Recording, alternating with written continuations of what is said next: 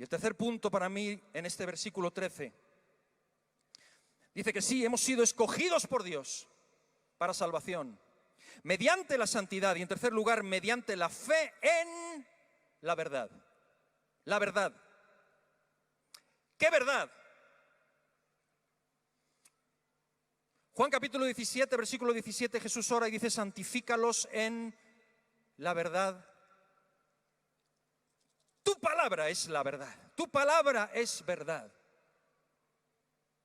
La salvación se manifiesta a través, mediante la santificación por el Espíritu y la fe en la verdad, en la palabra. Jesús dice en Juan 15, 13, estáis limpios por la palabra que yo os he hablado. Y el versículo 15 de lo que leíamos en 2 Tesalonicenses 2 dice, así que hermanos, Pablo en este pasaje, estad firmes en lo que habéis aprendido. No os mováis de un lado a otro, ni a derecha y a izquierda, sino firmes en lo que habéis recibido. Firmes. Me encanta a mí predicar o hablar de las 5 solas. Ayer el hermano Gary Wilkerson las mencionaba y creo que decía algo así, que si tuviese que añadir alguna, añadiría. Yo voy a decir un poco lo contrario. Si tuviese que quedarme con una,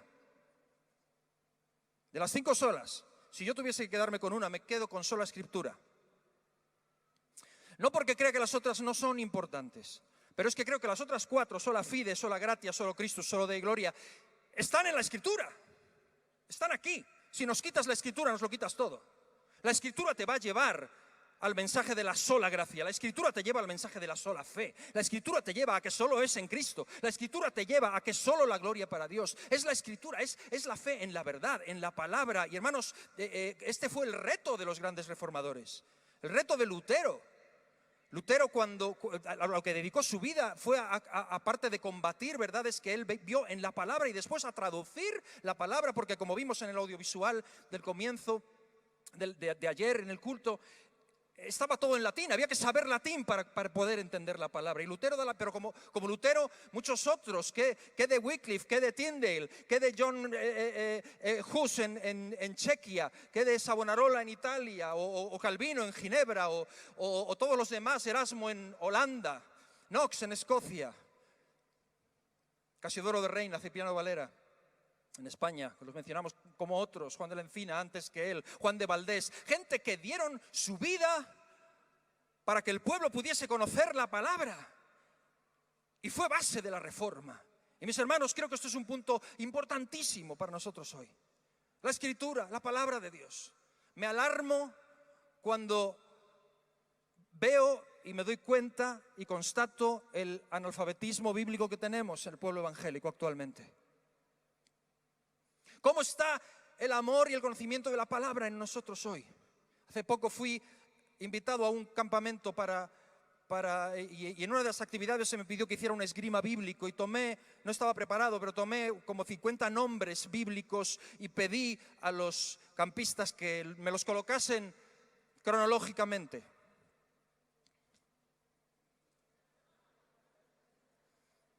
¡Qué tremendo! Rebeca era la esposa de Moisés, creo, y Natanael era contemporáneo de Jonatán o algo así. Tremendo. ¿Cómo está? Tuve acceso a algunas estadísticas que quiero compartir con vosotros brevemente, algunos datos solamente. Estos son datos tomados en Gran Bretaña, que es supuestamente un país de cuna protestante. Encuesta tomada entre gente no creyente, la sociedad en Gran Bretaña. Y esto es una encuesta del año pasado, finales, 2016. Entre niños, 1 de cada 3 no creían que la historia de la natividad de Cristo fuese una historia bíblica. 1 de cada 3 no creían que la historia de Jonás y la ballena fuese una historia bíblica. Peor, entre adultos, no pensaban que David y Goliat fuese una historia bíblica. Adán y Eva ni el buen samaritano no eran historias bíblicas. 1 de cada 3. Peor aún, finales del 2016 estoy hablando, en Gran Bretaña, 27% creían que Superman es una historia bíblica. 34% que Harry Potter es una historia bíblica y el 54% que los Juegos del Hambre son una historia bíblica.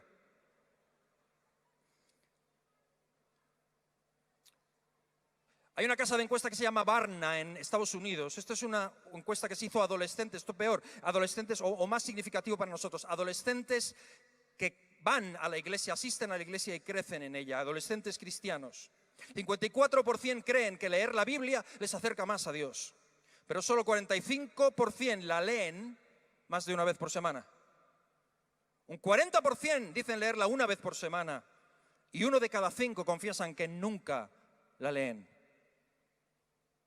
Y creo, hermanos, que tenemos una epidemia de raquitismo y de analfabetismo bíblico, no solo en la sociedad, pero lo que es peor, en la iglesia. Y eso es algo en lo que necesitamos ser reformados y reformarnos. Es frustrante ver cómo muchas veces la fe es mal representada por medios de comunicación cristianos, con cosas que son absolutamente fuera de lo que la palabra de Dios enseña, que no tienen nada que ver con el Evangelio. Y claro, es frustrante ver que entre creyentes hay un grandísimo porcentaje. Aquí el 67% creen que el cielo es un lugar real, el 45% que no es un lugar real, el 45% creen que hay muchas maneras de llegar, el 59% creen que el Espíritu Santo es una fuerza, no una persona.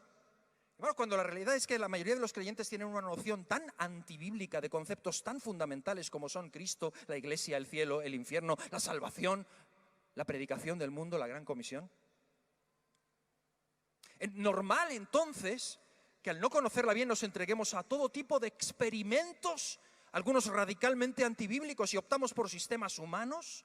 Tratamos de explicar elaboradamente, buscamos la aceptación de la sociedad y somos capaces de vulnerar principios bíblicos con tal de caerle bien a la gente y no cosechar el rechazo. A veces da la sensación de que estamos más pendientes de que no seamos rechazados por lo que la sociedad dice y rehuimos la crítica de los incrédulos. Nos desvivimos en un esfuerzo por agradar al pecador y conseguir que el Evangelio no sea una ofensa al oyente. El problema con esto, mis hermanos, es que entonces estamos obligados a hacer que la Biblia no diga lo que dice o diga lo que no dice. Y el problema con esto es que si le quitamos al mensaje del Evangelio la ofensa, si le quitamos al mensaje del Evangelio la cruz, le quitamos el poder y entonces sí que podemos dedicarnos a otra cosa.